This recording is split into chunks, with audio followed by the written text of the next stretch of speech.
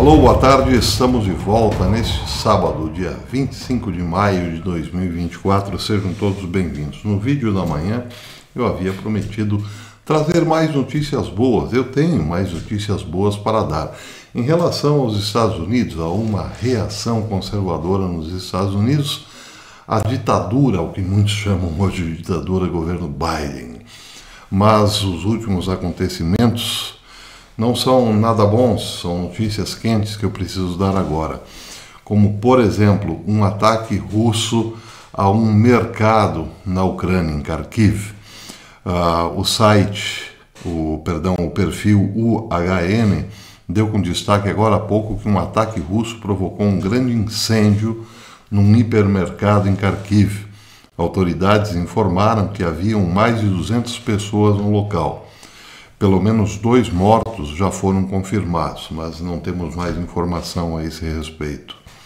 Já o presidente Volodymyr Zelensky havia pedido, mais uma vez, que o Ocidente dê sistemas de defesa aérea e aeronaves de combate e permita que a Ucrânia possa atacar o território russo. Bem, essas são as últimas informações. Assim que eu tiver novos dados sobre esse ataque, eu volto.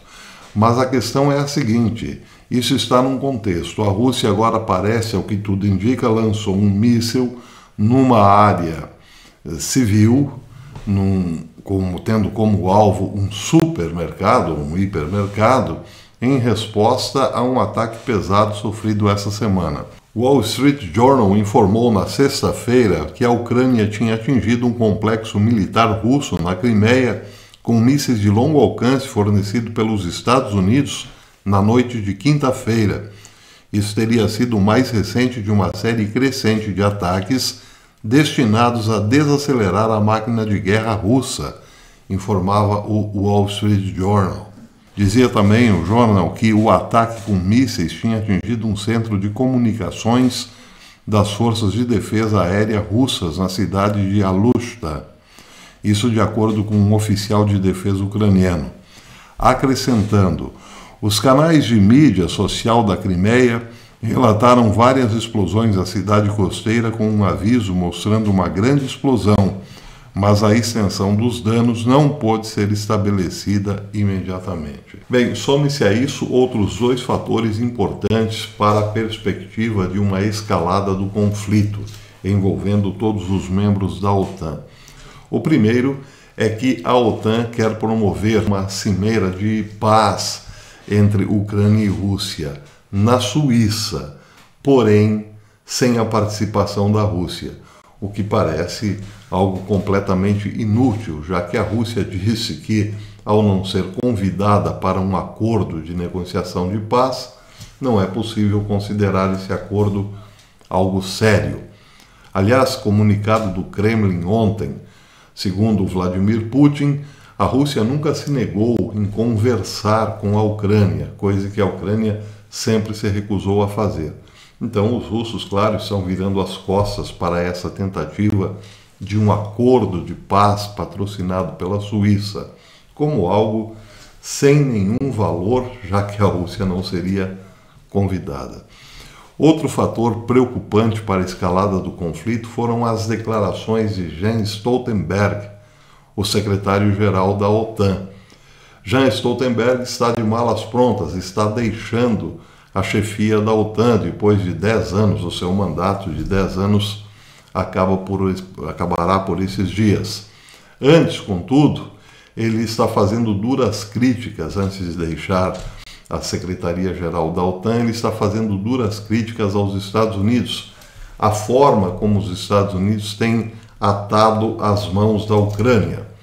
Os Estados Unidos fornecem armas à Ucrânia e, segundo Jens Stoltenberg, proíbe que essas armas sejam usadas em território russo. Essa é a política de Biden. Ele deu ontem uma entrevista ao The Economist falando exatamente isso, que os Estados Unidos, sem citar diretamente Biden, deve liberar a Ucrânia para que use as armas que tem recebido, e aliás pediu mais armas para a Ucrânia, no próprio território russo, o que evidentemente só faria escalar o conflito. Bem, segundo o Economist, o secretário-geral da OTAN ou os secretários-gerais da OTAN normalmente não atacam as políticas do maior e mais importante membro da aliança, mas Jens Stoltenberg, cujo mandato de 10 anos está chegando ao fim, fez algo diferente dessa vez. Ele apelou aos aliados da OTAN que forneçam armas à Ucrânia para acabarem com a proibição de usá-las e atacar definitivamente alvos militares na própria Rússia. O objetivo claro de Stoltenberg, diz o Economist, embora sem nomeá-lo, é a política mantida por Joe Biden, que tem atado as mãos à Ucrânia. Ele disse: está chegando a hora dos aliados considerarem se devem suspender algumas das restrições que impuseram ao uso de armas que doaram à Ucrânia. Especialmente agora que estão acontecendo muitos combates em Kharkiv, perto da fronteira. Kharkiv, então, que foi atingida hoje, agora há pouco, teve um hipermercado atingido, para negar à Ucrânia a capacidade de usar essas armas contra alvos militares legítimos em território russo. E é muito difícil para a Ucrânia se defender se não puder atacar o próprio território russo. O Economist finaliza dizendo que Stoltenberg não espera que essa ação conduza a um avanço russo.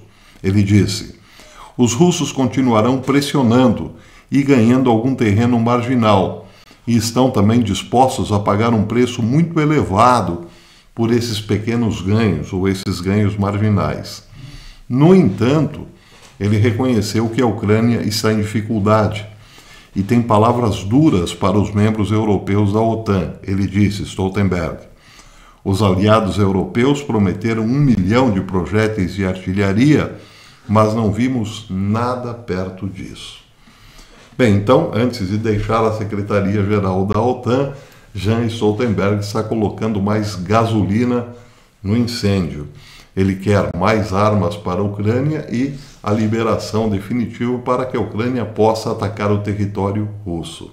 Mas, evidentemente, que a Ucrânia teria que contar com um aval dos Estados Unidos e também com um aval dos países membros da OTAN para a sua própria retaguarda, ou seja, um envolvimento direto desses países na guerra contra a Rússia. E aí só podemos prever, então, se isso acontecer ainda este ano, um 2025 bastante pesado, bastante complicado. Para complicar ainda mais a história, alguns veículos de comunicação ligados no que está acontecendo entre China e Taiwan revelaram que alguns canais de televisão de alguns estados na China já estão dando como certa a invasão da China a Taiwan já no começo de junho. Bem, pode ser apenas um balão de ensaio, mas os canais chineses normalmente não fazem nada sem o aval do Partido Comunista Chinês. Então é possível sim que a China esteja também se preparando para invadir definitivamente Taiwan. Enquanto isso, lembro de novo, a Suíça quer patrocinar um acordo de paz, com o aval do Brasil, inclusive, para discutir a paz sem os principais atores envolvidos na guerra, como a Rússia, por exemplo. A China também está fazendo questão desse encontro, mas será apenas para distrair a torcida, enquanto Xi Jinping olha com mais atenção para a ilha de Taiwan? Bem, ficam aí as dúvidas. Então, meus amigos, temos essa preocupação. Está escalando. E eu que queria trazer uma notícia boa agora à tarde. Bem, eu vou deixar as notícias boas para amanhã. Mas eu não posso terminar este pequeno vídeo sem mandar um grande abraço para um querido amigo e o seu filhinho. Um abraço para o Guilherme Bahia, que pediu também um super abraço para o seu filho, seu filhinho de 9 anos, o Gabriel Bahia, que também assiste esse canal com o papai Guilherme. Então, isso aí, um beijo no coração, um super abraço para o Guilherme e para o Gabriel Bahia. Bem, por enquanto é isso. Eu vou ficar aqui na expectativa de mais informações. Quem sabe eu volte ainda hoje. Se não, só amanhã. Eu tenho algumas coisas boas, repito, parece difícil acreditar em notícias boas, né? Mas eu tenho algumas notícias boas lá dos Estados Unidos, mais algumas. Espero trazê-las amanhã, se Deus quiser. Fiquem todos com Deus e um feliz sábado. Até lá.